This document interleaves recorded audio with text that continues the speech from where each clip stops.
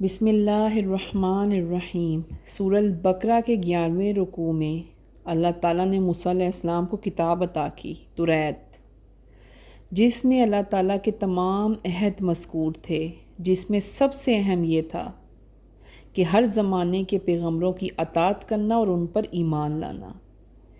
بنی اسرائیل میں حضرت موسیٰ علیہ السلام کے بعد تک انبیاء کرام کا سلسلہ جاری رہا، جن میں مشہور نبی یہ ہیں: حضرت یوشع علیہ السلام، داؤد علیہ السلام، زکریا علیہ السلام، سلیمان علیہ السلام، ایوب علیہ السلام، الیاس علیہ السلام، یحییٰ علیہ السلام اور حضرت عیسیٰ علیہ السلام۔ حضرت عیسیٰ علیہ السلام بنی اسرائیل میں سب سے آخری نبی ہیں۔ ان کے بعد نبوت بنی اسماعیل میں منتقل ہو گئی۔ حضرت موسیٰ علیہ السلام کے زمانے سے حضرت عیسیٰ علیہ السلام تک جو انبیاء کرام آتے رہے، ان کی تعداد 4000 بیان کی جاتی ہے، تقریباً 4000 بیان کی جاتی ہے۔ حضور صلی اللہ علیہ وآلہ وسلم نے فرمایا، میں نبیوں کا ختم کرنے والا ہوں، میرے بعد کوئی نبی نہیں آئے گا۔ اگلی آیت میں بیان ہے کہ ہم نے عیسیٰ ابن مریم کو کھلی نشانیاں عطا فرمائی اور پاک روح سے ان کی مدد کی۔ حضور صلی اللہ علیہ وآلہ وسلم نے فرمایا کہ جو بچہ اولاد آدم میں پیدا ہوتا ہے اسے ولادت کے وقت شیطان چھوتا ہے، سوائے مریم اور اس کے بیٹے کے، وہ دونوں شیطان سے محفوظ رہے۔ ان نشانیوں سے کیا مراد ہے؟ نشانیاں جو انہیں عطا کی حضرت عیسیٰ علیہ السلام کے معجزات اور روح الاقدس سے مراد حضرت روح الامین علیہ السلام۔ حضرت روح الامین علیہ السلام جو نور سے بنے ہیں، روحانی تھے اور وہ وحی لاتے تھے، اور وہ حضرت عیسیٰ علیہ السلام کے ساتھ ان کے عہد پہ رہنے پر مامور تھے۔ اب اگلی آیت میں کیا بیان دیا جا رہا ہے کہ کچھ لوگ یا کوئی گروہوں میں سے کوئی ایک گروہ ایسا تھا جو کیا کرتا تھا، وہ انبیاء کرام کے احکام اپنی خواہشوں کے خلاف کرنے لگ گئے تھے۔ ان نبیوں کی مخالفتیں شروع کر دی انہوں نے، اور موقع پا کر کیا کرتے تھے، جب نبیوں کے اتنے اختلافات ان کے ساتھ پیدا ہو گئے تو کیا کرنے لگے، موقع پاتے ہی نا انہیں شہید کر ڈالتے۔ جیسے کہ سب سے مشہور جو نبی حضرت شعیب علیہ السلام کو انہوں نے شہید کیا، پھر حضرت زکریا علیہ السلام کا بڑا مشہور واقعہ ہے۔ تو کیا کرتے تھے، پیدر پہ انہوں نے کیا کیا، جہاں موقع ملتا وہ انبیاء کرام کو شہید کر ڈالتے۔ اب بعد میں کیا کہنے لگ گئے، کہتے ہیں ہمارے تو دلوں پر پردے پڑے ہوئے ہیں، کہتے ہیں ہمارے دلوں پر پردے پڑے ہوئے ہیں۔ تو اللہ تعالیٰ نے فرمایا پردے نہیں پڑے، وہ ہماری رحمت سے دور ہو گئے ہیں اپنی سرکشی اور کفر کی وجہ سے، ورنہ دل تو اللہ تعالیٰ نے فطرت پر پیدا فرمایا ہے۔ یہ سرکشی اور ان کی ہٹ درمی ان کے کفر کی شامت ہے کہ انہوں نے سید الانبیاء صلی اللہ علیہ وآلہ وسلم کی نبوت کا اعتراف کرنے کے بعد انکار کر دیا۔ اللہ تعالیٰ نے ان پر لعنت فرمائی، اور جس پر لعنت ہو وہ رحمت سے محروم ہو جاتے ہیں اللہ تعالیٰ کی۔ جن پہ لعنت ہو نا اللہ تعالیٰ کی، وہ رحمت سے محروم رہتے ہیں۔ سید الانبیاء صلی اللہ علیہ وآلہ وسلم کی نبوت اور اوصاف کا بیان مفصل قرآن پاک میں آگے ہے اور توریت میں بھی موجود ہے۔ اس آیت کا شان نزول یہ ہے کہ سید الانبیاء صلی اللہ علیہ وآلہ وسلم کی ولادت اور قرآن کریم کے نزول سے قبل یہود کیا کہتے تھے یا کیا کرتے تھے جب دعا مانگتے ہیں؟ دعا میں کہتے تھے یعنی الہی ہمیں نبی امی کے صدقے میں فتح و نصرت نصیب فرمانا۔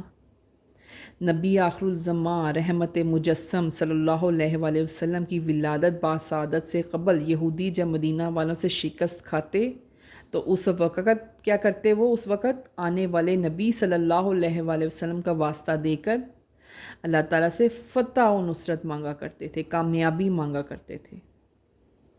جب حضور صلی اللہ علیہ وآلہ وسلم کی ولادت ہوئی تو یہود جانتے تھے کہ یہ وہی ہستی ہے جس کے وسیلے سے ہم ان کی تشریف آوری سے پہلے ان کا وسیلہ دے کر دعا مانگا کرتے تھے۔ کیوں ماننے تھے وہ؟ یہ اس لیے مانے تھے کہ توریت کے ذریعے تمام یہود جان چکے تھے کہ نبی آخر الزمان خاتون النبیین حضور صلی اللہ علیہ وآلہ وسلم ہی ہیں، لیکن ان کا حسد ان کے حسد کی وجہ سے وہ یہ ماننے پہ مجبور ہو گئے، حسد بہت کرتے تھے وہ. تو اللہ تعالیٰ نے کیا فرمایا ان کو کہ تم پر لعنت ہے میری، تم منکر ہو، تم پر لعنت ہے میری، اور تم ہمیشہ میری رحمت سے محروم ہی رہو گے. یہ ایک فطری چیز ہے کہ انسان اپنی جان کی خلاصی کے لیے وہی کام کرنا چاہتا ہے جس سے اسے امید ہوتی ہے. یہودیوں نے بھی وہی کچھ سوچا، وہ انکار کرتے رہے تاکہ ان کی قوم میں ان کا وقار بنا رہے، کیونکہ وہ دنیا کی عزت چاہتے تھے، اور انہوں نے یہی کیا، دنیا کو مقدم کرنے کے لیے برے سودا میں پڑ گئے. اللہ کے نبی، کیا برا سودا تھا ان کا سب سے پہلا کہ اللہ کے نبی اور اسی کتاب کے منکر ہو گئے، انکار کرتے رہے. پھر کیا کیا؟ غضب دنیا اور غضب آخرت دونوں میں پھنس گئے. ذلت کے عذاب کا وعید ان کے لیے اللہ تعالیٰ کی طرف سے آ گیا. اب وہ چاہتے تھے کہ ختم نبوت کا جو منصب ہے نا، وہ بنی اسرائیل میں سے کسی نہ کسی کو ملتا رہے، چلتا رہے، لیکن نہیں، وہ اس شرف سے بھی محروم ہو گئے، اور یہ ختم نبوت کا منصب بنی اسماعیل میں منتقل ہو گیا. حسد کی وجہ سے نا، یہ حسد کرتے تھے.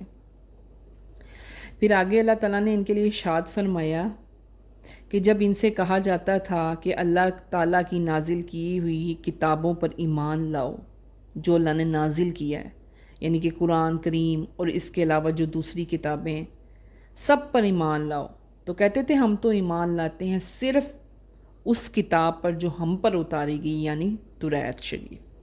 باقی سے انکار کرتے. کیوں انکار کرتے ہو قرآن پاک سے؟ قرآن پاک میں تو تصدیق ہے، تزکیہ توریت میں تصدیق ہے قرآن پاک کی، آخری نبی کی، تو انکار کیوں کرتے ہو؟ پھر آگے اللہ تعالیٰ نے فرمایا کہ اے محبوب، آپ فرمائیں کہ اگر تم توریت پر ایمان رکھتے ہو تو جو لوگ، یعنی کہ جو انبیاء کرام، کئی ہزار تھے، بلکہ کئی ہزار انبیاء کرام تھے جو توریت کی حمایت کرتے تھے، توریت پر ایمان لاتے تھے، تو تم نے ان کو ناحق شہید کیا. وہ تو تمہاری کتاب پر ایمان رکھتے تھے، تم نے کیوں قتل کر ڈالا؟ یہ پھر تمہارا دعویٰ غلط ہے، محض جھوٹے ہو تم. در حقیقت تمہارا ایمان صرف اور صرف اپنی خواہشات پر ہے. پھر اللہ تعالیٰ نے آگے ارشاد فرمایا کہ ہم نے تمہارے پاس موسیٰ علیہ السلام کو کھلی نشانیاں دے کر بھیجا، کھلی نشانیاں، اپنے معجزات دے کر، واضح احکامات دے کر، کھلی آیات دے کر. تو تم نے کیا کیا؟ نہیں باز آئے تم. تو پھر حضرت جبرائیل علیہ السلام نے تمہارے سروں پر کوہ طور کو مسلط کر دیا، تم پھر بھی نہ باز آئے. تو تم نے کیا کیا؟ پیچھے بچڑے کو معبود بنا لیا، اس کو خدا بنا لیا تم تو ہوئی ظالم مشرک. تمہارا انجام کفر ہے، سب کفر کرتے ہو تم، خالص کفر کرتے ہو تمہارا انجام بہت بھیانک ہے. اب یہودیوں کے ذہن میں کیا تھا؟ اگلی آیت کی تفسیر ہے کہ یہودیوں کے ذہن میں یہ تھا کہ جو جنت ہے نا، خاص انہی کے لیے، خاص جنت انہی کے لیے. وہ آخرت سے بڑے مطمئن تھے کہ ہمیں تو کسی عمل کی ضرورت نہیں ہے، یہ تو دنیا ایویں ہے، دنیا کی نعمتیں تو کچھ بھی نہیں ہے اس جنت کے آگے، جو ہمیں آگے ملنی ہے نا جنت، تو ٹھیک ہے. پھر ان سے کہا گیا کہ ٹھیک ہے نا، جب تمہیں پتہ ہے، تمہیں یقین ہے کہ پختہ کہ تمہیں آخرت میں جنت ملے گی، چلو اب موت کی تمنا کرو، چھوڑو دنیا کو، موت کی تمنا کرو. اور اگر تم نے ایسا نہ کیا، دعا نہ کی موت کی، تو تمہارا جھوٹا، یہ جو تم نے جھوٹ بول رہے ہو نا، یہ ثابت ہو جائے گا.